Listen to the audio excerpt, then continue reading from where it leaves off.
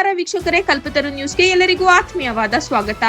ಮತದಾರರ ಹಕ್ಕು ರಕ್ಷಣೆಗೆ ಕಾಂಗ್ರೆಸ್ನಿಂದ ಜಾಗೃತಿ ಅಭಿಯಾನ.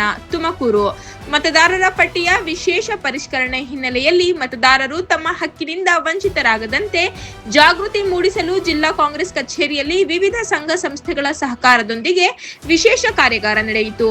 ಕಾರ್ಯಕ್ರಮದಲ್ಲಿ ಮಾತನಾಡಿದ ವಿಧಾನ ಪರಿಷತ್ ಸದಸ್ಯ ಡಾಕ್ಟರ್ ರಮೇಶ್ ಬಾಬು, ಅರ್ಹ ಮತದಾರರು ಮತದಾನದ ಹಕ್ಕನ್ನು ಕಳೆದುಕೊಳ್ಳದಂತೆ ಕಾಂಗ್ರೆಸ್ ಪಕ್ಷ ರಾಜ್ಯಾದ್ಯಂತ ಜಾಗೃತಿ ಅಭಿಯಾನ ನಡೆಸುತ್ತಿದೆ. ಕಾರ್ಯಕರ್ತರು ಮನೆ ಮನೆಗೆ ತೆರಳಿ ಮತದಾರರಿಗೆ ಫಾರಂ ಭರ್ತಿ ಕುರಿತು ಅರಿವು ಮೂಡಿಸಬೇಕು ಎಂದು ಕರೆ ನೀಡಿದರು. ಕೆಪಿಸಿಸಿ ಉಪಾಧ್ಯಕ್ಷ ಮುರಳೀಧರ ಹಾಲಪ್ಪ ಮಾತನಾಡಿ, ಎಸ್ಐಆರ್ ಪರಿಣಾಮ ಸ್ಥಳೀಯ ಸಂಸ್ಥೆಗಳ ಚುನಾವಣೆಗಳ ಮೇಲೂ ಪ್ರಭಾವ ಬೀರುತ್ತಿದೆ. ಪ್ರತಿಯೊಂದು ಗ್ರಾಮದಲ್ಲೂ ಮತದಾರರು ಹಕ್ಕು ರಕ್ಷಣೆಗೆ ಕಾರ್ಯಕರ್ತರು ಶ್ರಮಿಸಬೇಕಾಗಿದೆ ಎಂದರು. ಮಾಜಿ ಸಚಿವ ಟಿವಿ ಜಯಚಂದ್ರ ಮಾತನಾಡಿ, ಕಾಂಗ್ರೆಸ್ ನಡೆ ನಿಮ್ಮ ಮತದಾನದ ರಕ್ಷಣೆ ಕಡೆ ಅಭಿಯಾನದಡಿ ಬೂತ್ ಮಟ್ಟದ ಕಾರ್ಯಕರ್ತರು ಮುಂದಿನ 3 ತಿಂಗಳು ಸಕ್ರಿಯವಾಗಿ ಕಾರ್ಯನಿರ್ವಹಿಸಿ ಅರ್ಹ ಮತದಾರರ ಹೆಸರು ಸೇರ್ಪಡೆ ಕ್ರಮ ಕೈಗೊಳ್ಳಬೇಕು ಎಂದು ಹೇಳಿದರು. ಮಾಜಿ ಸಂಸದ ಎಸ್ಪಿ ಮುದ್ದಹನುಮೇಗೌಡ ಕೇಂದ್ರ ಸರ್ಕಾರದ ವಿರುದ್ಧ ಪರಿಷ್ಕರಣೆ ಕ್ರಮದ ಬಗ್ಗೆ ಆತಂಕ ವ್ಯಕ್ತಪಡಿಸಿದರು.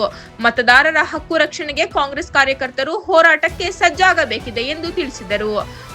ಅಧ್ಯಕ್ಷತೆ ವಹಿಸಿದ್ದ ಜಿಲ್ಲಾ ಕಾಂಗ್ರೆಸ್ ಅಧ್ಯಕ್ಷ ಜಿ ಚಂದ್ರಶೇಖರ ಗೌಡ, ಮತದಾರರ ಪಟ್ಟಿಯ ವಿಶೇಷ ಪರಿಷ್ಕರಣೆ ವಿರುದ್ಧ ಜನ ಜಾಗೃತಿ ಮೂಡಿಸಲು ರಾಜ್ಯಾದ್ಯಂತ ಕಾರ್ಯಕ್ರಮಗಳನ್ನು ಹಮ್ಮಿಕೊಳ್ಳಲಾಗಿದ್ದು, ಪಕ್ಷದ ಎಲ್ಲ ಘಟಕಗಳು ಮುಂದಿನ 3 ತಿಂಗಳು ಕ್ರಿಯಾಶೀಲವಾಗಿ ಕೆಲಸ ಮಾಡಬೇಕೆಂದರು.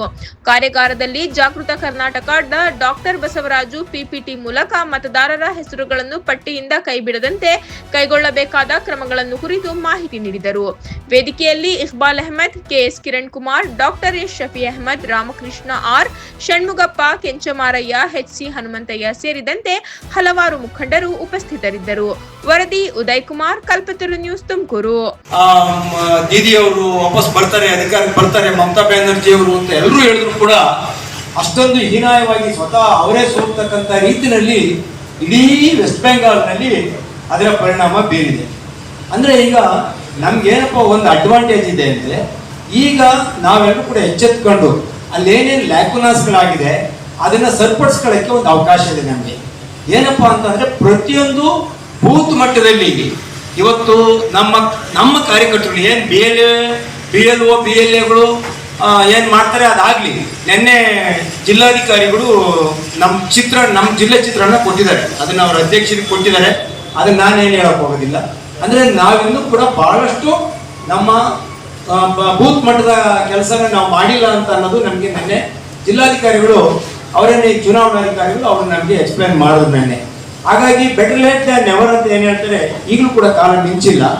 ಹಾಗಾಗಿ ಇದರ ಏನು ಕೆಲಸ ನಮ್ಮ ಜವಾಬ್ದಾರಿಗಳಿದೆ ಅದನ್ನ ನಾವು ಈ ಒಂದು ತಿಂಗಳಲ್ಲಿ ಬಹಳ ಅತ್ಯಂತ ಕ್ರಿಯಾಶೀಲರಾಗಿ ಮಾಡಿದ್ದೇ ಆದರೆ ನಮ್ಗೇನೇನು ಲಾಸ್ ಆಗುತ್ತೆ ಅದನ್ನ ತಡೆಗಟ್ಬೋದು.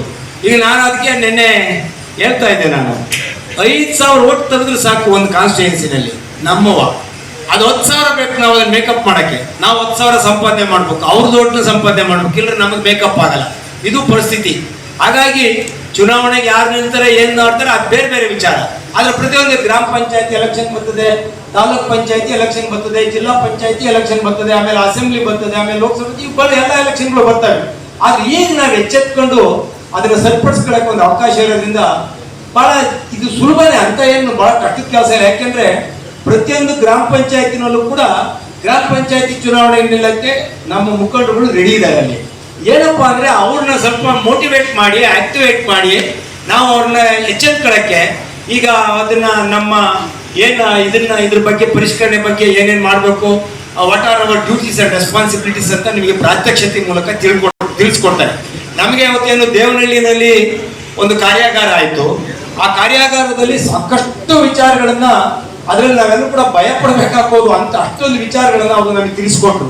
ಹಾಗಾಗಿ ತದನಂತರದಲ್ಲಿ ನಮ್ಮ ಪಕ್ಷ ಕೂಡ ಎಲ್ಲ ರೀತಿಯಲ್ಲಿ ಜಿಲ್ಲಾ ಮಟ್ಟದಲ್ಲಿ ಅದನ್ನ ಮಾಡಿ ಜವಾಬ್ದಾರಿ ತಗೊಂಡ್ರು. ನಾನು ಮೊನ್ನೆ ರಮೇಶ್ ಬಾಬು ಅವರು ಆ ಒಂದು ನಮ್ಮ ಏನು ಸುದರ್ಶನ್ ಅವರ ಅಧ್ಯಕ್ಷತೆಯಲ್ಲಿ ನಡೆದಂತ ಮೀಟಿಂಗ್ ಹೋದಾಗ ಅವರು ಕೂಡ ಏನೇನು ನಮ್ಮ ಜವಾಬ್ದಾರಿಗಳಿದೆ ಹಾಗೆ ಅಂತ ಮಾಡಿದ್ದಾರೆ. ಇದು ಡಿಸೆಂಟ್ರಲೈಸ್ ಮಾಡ್ಕೋಬೇಕು. ನಾನು ಅಥವಾ ಅವ್ರು ತಗೊಂಡು ಜವಾಬ್ದಾರಿ ತಗೊಂಡು ಅದನ್ನ ಮಾಡ್ಕೊಳಕ್ಕಾಗಲ್ಲ. ಪ್ರತಿಯೊಬ್ಬರು ಕೂಡ ಅವರವರ ಕ್ಷೇತ್ರದಲ್ಲಿ ಬ್ಲಾಕ್ ಕಾಂಗ್ರೆಸ್ ಅಧ್ಯಕ್ಷರಿರ್ಬೋದು, ನಮ್ಮ ಮುಖಂಡರುಗಳಿರ್ಬೋದು, ಪ್ರತಿಯೊಂದು ಬೂತ್ ಮೇಲೂ ಕೂಡ ಈ BLAಗಳು ಕೆಲವು ಕಡೆ ನೇಮಕ ಆಗಿದ್ದಾರೆ BLAಗಳು. ಆದ್ರೆ ಆಗಿರ್ತಕ್ಕಂಥ ಬಿ ಎಲ್ ಎಗಳು ಅವ್ರಿಗೆ ಮಾಹಿತಿ ಇದೆಯೋ ಇಲ್ವೋ ಗೊತ್ತಿಲ್ಲ, ನಾವು ಬರ್ಕೊಟ್ಟಿದ್ವಿ ಆಗೋಗ್ಬಿಟ್ಟಿದೆ ಅಂತ ತಿಳ್ಕೊಳ್ಳೋಣ. ನಾವು ಬರ್ಕೊಟ್ಟಿದ್ವಿ, ಹೆಸರು ಕೊಟ್ಬಿಟ್ಟಿದ್ದೀವಿ, ಬಟ್ ಅವ್ನಿಗೆ ಆಸಕ್ತಿ ಇರಬೇಕು. ಆ ಎನ್ಯುಮರೇಷನ್ ಫಾರಮ್ನಲ್ಲಿ ಏನೇನು ರಿಕ್ವೈರ್ಮೆಂಟ್ ಇದೆ ಅದನ್ನು ನಾವು ಹೆಂಗೆ ಕೊಡಬೇಕು ಅಂತ ಅನ್ನೋದ್ರ ಬಗ್ಗೆ ಎಲ್ಲನೂ ಕೂಡ ಸೂಕ್ಷ್ಮವಾಗಿ ಅವನು ಅದನ್ನು ಆಸಕ್ತಿ ವಹಿಸಿ ಅವ್ರ ಜೊತೆಲಿ ನಿಂತ್ಕೊಂಡು ಕೆಲಸ ಮಾಡಿದ್ರೆ ಅಷ್ಟೇ ಉಪಯೋಗ ಆಗುತ್ತೆ. ಇಲ್ಲಾಂದ್ರೆ ನಾವು ಕೊಟ್ಟಿದ್ದೀವಿ ಬಿಡು ಬಿ ಎಲ್ ಎ ಕೊಟ್ಟಿನ ಅಂತಂದ್ರೆ ಅದೇನು ಪ್ರಯೋಜನ ಆಗೋದಿಲ್ಲ.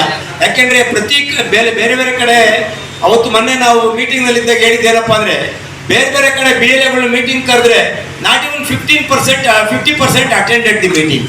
ಅಂದರೆ ಅವ್ರಿಗೆ ಗೊತ್ತೇ ಇಲ್ಲ, ನಮ್ಗೆ ಕೇಳಿದ್ರೆ ನಮ್ಗೆ ಗೊತ್ತೇ ಇಲ್ಲ ನಮ್ಗೆ ಕೊಟ್ಟಿರೋದು ಅನ್ನೋ ಈ ಥರದೆಲ್ಲ ಇದೆ. ಅವ್ರಿಗೆ ಸ್ಪೆಷಲಾಗಿ ಐಡೆಂಟಿಟಿ ಕಾರ್ಡ್ ಎಲ್ಲ ಕೊಡೋದ್ರಿಂದ